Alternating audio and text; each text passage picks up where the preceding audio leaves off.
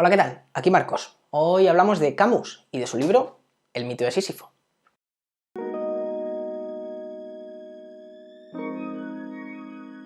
Lo primero, comentar que esto no es un resumen del libro ni de las ideas de Camus. Es una reflexión que toma el libro como punto de partida, pero ni es académico ni es riguroso. Vamos, que es interpretación y cosecha propia, hecha por mí, hoy, para mí, dentro de un tiempo. Y por supuestísimo agradezco todas las aportaciones que os animéis a darme. Dicho esto, vamos por partes.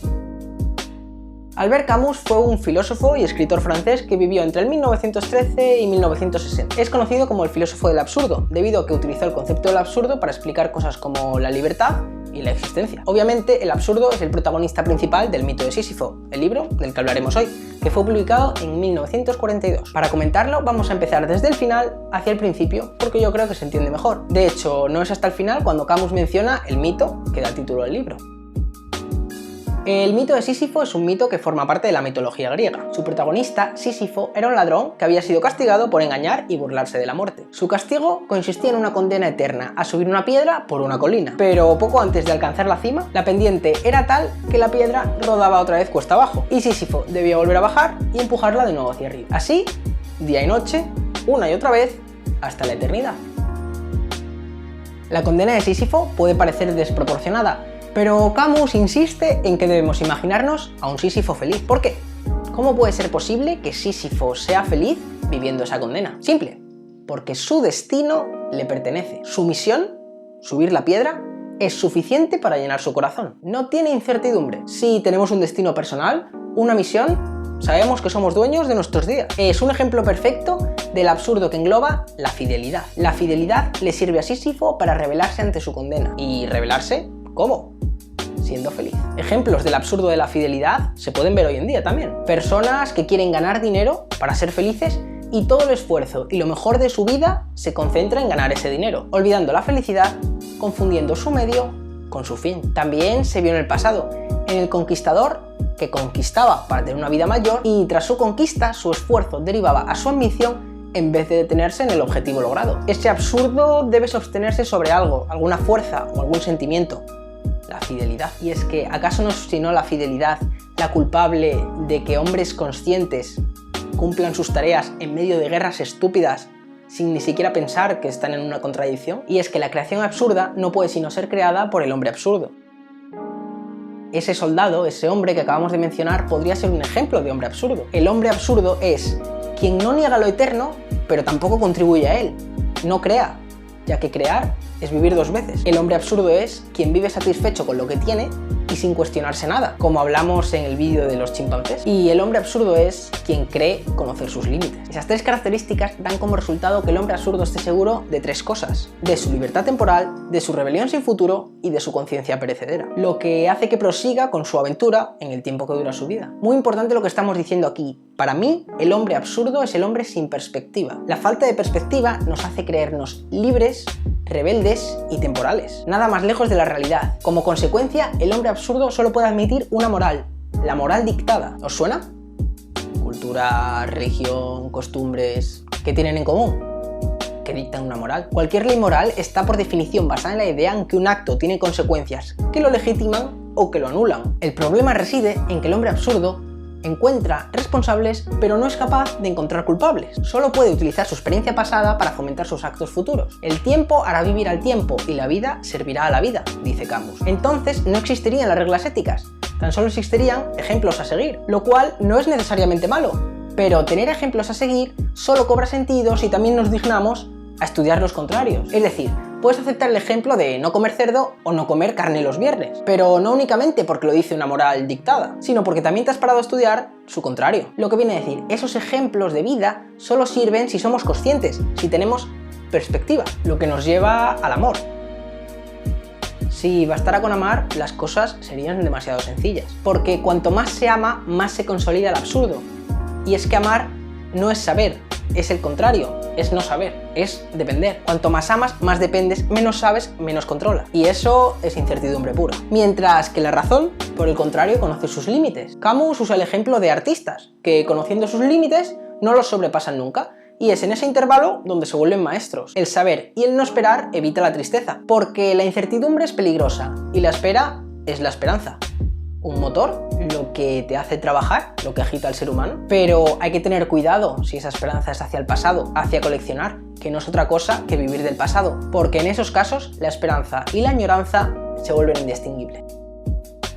Yo no tengo muchas opiniones. Al final de una vida, el hombre se da cuenta de que ha pasado años garantizándose una sola verdad, aunque una sola, si es evidente, basta para regir una existencia. Esa única verdad se antoja muy difícil encontrarla hoy en día. Parece que la verdad se está muriendo, mejor dicho, la estamos matando, porque después de Dios, la siguiente en caer va a ser la verdad. Confundimos opiniones con hechos y peor aún, creemos más cierta una noticia con 10.000 retweets que una con 10, cuando la veracidad no tiene relación ninguna con mayor visibilidad. Aunque quizá la clave ya nos la ha dado Camus, y es no tener muchas opiniones.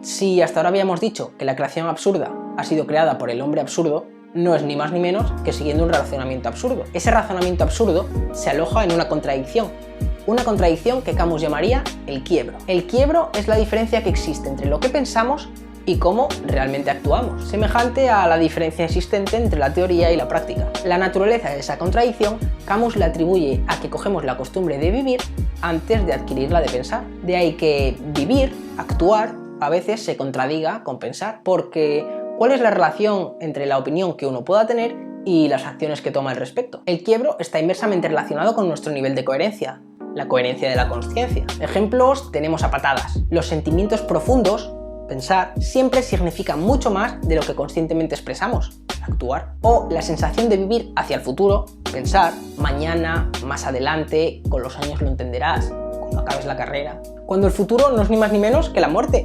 actuar. Surge de ese quiebro la necesidad de que la primera operación mental, según Camus, sea distinguir lo verdadero de lo falso, lo que de nuevo es un imposible, porque ya no existe la verdad, la hemos matado, ahora existen las verdades, y un hombre siempre expresa sus verdades. Tenemos luego un problema, que ni el mismísimo Dios nos puede solucionar. La única salida de ese quiebro estaría precisamente allí donde no hay salida alguna para el juicio humano. Si no, ¿para qué necesitamos a Dios? No se vuelve uno hacia Dios, sino para obtener lo imposible. Para lo posible, nosotros mismos nos bastamos. Desgraciadamente, Dios solo trabaja en términos de fe, que no todos tenemos, y en términos de esperanza, que algunos evitamos a toda costa. Evitar la esperanza y ser consciente de ello nos libra del porvenir. Vuelve absurdo el pecado si no hay Dios. Nos convierten absolutamente libres al no tener responsabilidad. Y con esto llegamos al punto que más me ha gustado del libro y aún estoy tratando de entender. Si no nos sentimos responsables, significa que somos libres. Ese es el principio de liberación. La única forma de que eso sea real es por medio de la muerte, que como ya hablamos es incertidumbre total. O por medio del absurdo, diría Camus. La libertad absurda dice que el sentido de la vida no puede ser otra cosa que nuestras preferencias. ¿Recordáis que habíamos dicho que en el absurdo había que estudiar las dos partes? Que no nos vale únicamente con los ejemplos. Las partes aquí deberían ser la vida como sucesión de hechos y mi rebelión a la misma. Rebelión entendida como darle un sentido a esa vida. Ese es el absurdo, tener el destino limitado, pero a la vez la libertad para escoger el sentido de ese destino. Vivir determinado entonces quita el sentido a intentar vivir mejor. Solo podemos intentar vivir más. Pensémoslo de nuevo. Si creo en la libertad absurda, creo en el equilibrio entre mi rebelión y mi destino. Como resultado, mi libertad solo es en mi destino limitado. Entonces, dado ese destino limitado, no existe el vivir mejor. Tengo límites. Solo puedo luchar por vivir más. Traducido al siglo XXI, la cantidad y variedad de experiencias que podemos acumular son las que determinan nuestra moral. Porque, como hemos dicho antes, el hombre absurdo solo puede utilizar sus experiencias pasadas para argumentar sus actos futuros. Lo que estoy intentando decir es que si no paro de crecer durante toda mi vida, en el momento en el que voy a ser más grande será el día justo antes de mi muerte. Por lo tanto, para ser más grande, debo vivir más, no vivir mejor. Y este es el absurdo, que lo he dejado para el final porque llegados a este punto ya deberíamos ser capaces de inferir lo que significa. El absurdo es desproporción, como la existente entre la intención y la realidad. Nace de una comparación. Cuanto mayor divergencia existe entre el razonamiento y la realidad, mayor es el absurdo. Y parece ser que el absurdo existe debido a nuestra tendencia de preferir una mala explicación antes que ninguna explicación en absoluto. Si es que somos adversos a la incertidumbre por naturaleza, ¿cómo solucionamos eso?